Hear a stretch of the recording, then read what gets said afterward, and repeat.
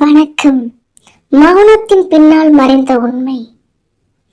காலை முழுவதும் வீட்டில் சிரிப்பும் உறவினர்களின் பேச்சும் புதுமண தம்பதிகளுக்கு வாழ்த்துக்களும் ஒலித்துக் கொண்டிருந்தன. ஆனால் அந்த வீட்டில் ஒரே ஒரு மனிதரின் மனம் மட்டும் நிம்மதியாக இல்லை. அது பானு. அவள் கையில் இருந்து காப்பி டம்ளர் கூட நடுங்கிக் கொண்டிருந்தது. பானு, மாப்பிளைக்கு காப்பி கொடுத்துட்டு வா என்று வெற்றியின் அம்மா லட்சுமி சொன்னார். அந்த ஒரு வார்த்தையை கேட்டதும் அவள் இதயம் வேகமாக துடிக்க ஆரம்பித்தது. இப்பவே அவன் அறைக்கு போகணுமா என்ற பயம் முகத்தில் தெரிந்தது. ஆனால் மறுக்க முடியவில்லை. காப்பியை எடுத்துக்கொண்டு மெதுவாக மாடிப்படிகளை ஏறினாள். ஒவ்வொரு படியும் அவளுக்கு தூக்கு மேடை நோக்கி நடப்பது போல இருந்தது. அறைக்கதவு சிறிது திறந்திருந்தது. உள்ளே பார்த்தாள். வெற்றி கண்ணாடி முன் நின்று சட்டையின் பட்டனை போட்டுக் கொண்டிருந்தான். அவளை பார்த்ததும் திரும்பினான்.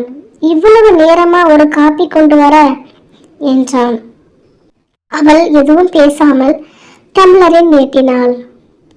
அவன் அதை வாங்காமல் அவளையே பார்த்து கொண்டிருந்தான். நேத்து சொன்னது ஞாபகம் இருக்குல்ல என்று மெதுவாக கேட்டான். மாணவியின் முகம் விளறியது. நான் சொல்றது நடந்தாகணும் என்று அவன் குளிர்ச்சியான குரலில் சொன்னான். இல்லைனா உன் வாழ்க்கையே மாறிடும். அவள் தலையை குனிந்தாள். ஒரு வார்த்தை கூட பேசவில்லை. அதே நேரத்தில் வீட்டின் கீழே லட்சுமி சமையலறையில் வேலை பார்த்து கொண்டிருந்தார். அப்போது பாட்டி மெதுவாக அருகில் வந்தார்.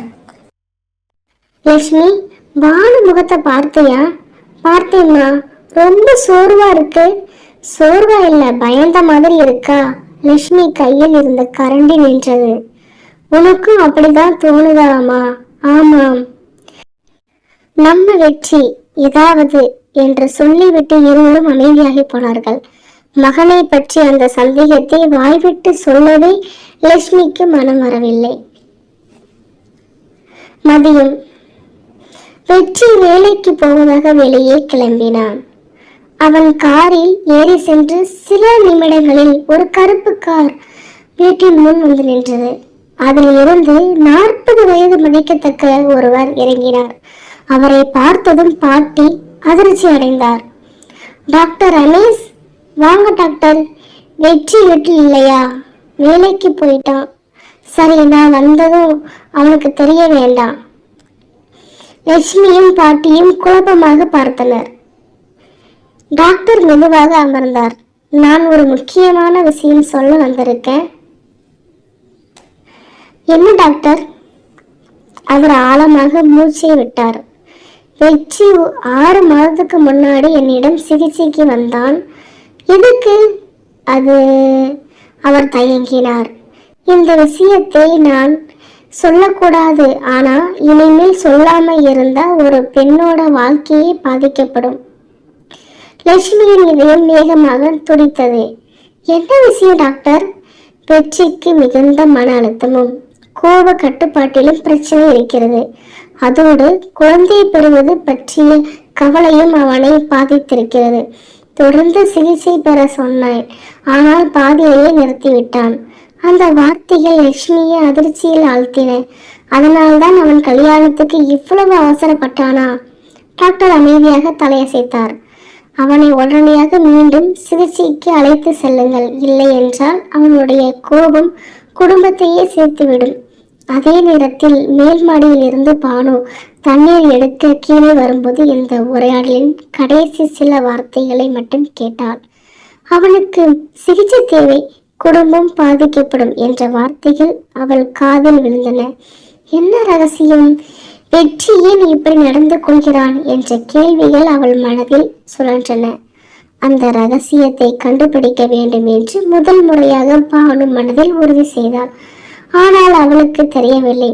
அதே நேரத்தில் வீட்டின் வாசலில் நின்றிருந்த வெற்றி அவள் கேட்டதை எல்லாம் கவனித்துக் கொண்டிருந்தான். அவன் முகத்தில் மெதுவாக ஒரு மர்மமான சிரிப்பு தோன்றியது. வீட்டின் வாசலில் நின்று கொண்டிருந்த வெற்றியின் முகத்தை பார்த்த பானுவின் இதயம் ஒரு கணம் நின்றது.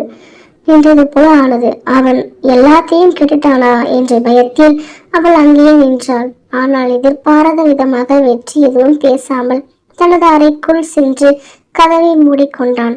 அந்த அமைதி பானுவுக்கு இன்னும் அதிக பயத்தை ஏற்படுத்தியது. அந்த இரவு முதல் முறையாக பானு தனது மாமியார் லட்சுமியிடம் தைரியமாக எல்லா உண்மைகளையும் கண்ணீருடன் கூறினாள். அத்தை, எனக்கு ரொம்ப பயமா இருக்கு. நான் இப்படி வாழ முடியல. அவள் சொன்ன ஒவ்வொரு வார்த்தையும் கேட்டு லட்சுமி அதிர்ச்சியில் உறைந்து போனாள். இது என்னுடைய மகனா என்று நம்ப முடியாமல் அழுதார். பாட்டியும் அவளை அணைத்து கொண்டு, இனிமேல் நீ தலையாக இல்லம்மா என்றார்.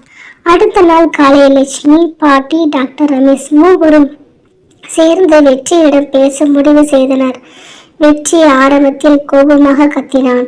இது எந்த குடும்ப விஷயம், யாரும் தலையிட வேண்டாம். அப்போது டாக்டர் அமைதியாக ஒரு கோப்பை அவன் முன் வைத்தார். அது அவனுடைய மருத்துவ அறிக்கை. உன் கோபமும் பயமும் உன்னை கட்டுப்படுத்த ஆரம்பிச்சிருக்கு. சிகிச்சையை நிறுத்தியது தவறு, ஆனால் இன்னும் தாமதமாகவில்லை. வெற்றி முதலில் மறுத்தான். ஆனால் அம்மாவின் கண்ணீரையும் பாட்டியின் நடுங்கும் கைகளையும் கதவின் அருகில் பயத்துடன் நின்ற பானுவையும் பார்த்தபோது அவனுடைய மனம் உடைந்தது.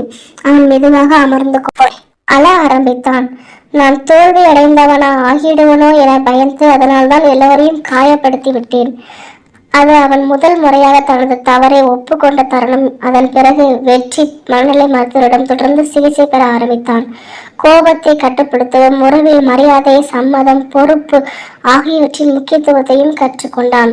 பானுவிடம் அவன் நேராக நின்று, நான் செய்ததற்கு மன்னிப்பு கேட்க மட்டும் போதாது, நீ என்னை மன்னிக்க வேண்டிய கட்டாயமும் இல்லை. இனிமேல் உன் விருப்பத்தையும் உன் முடிவையும் நான் மதிப்பேன் என்றான். பானு உடனே மன்னிக்கவில்லை. அவளுக்கு நேரம் தேவைப்பட்டது, சில மாதங்கள். வெற்றி தனது மாற்றத்தை செயலால் நிரூபித்தான். எந்த அழுத்தமும் கொடுக்கவில்லை. பானு மீண்டும் படிப்பை தொடர வேண்டும் என்று அவளது ஆசையை ஊக்குவித்தான். மெல்ல மெல்ல பயத்தின் இடத்தை நம்பிக்கை நிரப்ப ஆரம்பித்தது. ஒரு வருடம் கழித்து பானு தனது விருப்பப்படி ஆசிரியர் பயிற்சியில் சேர்ந்திருந்தார்.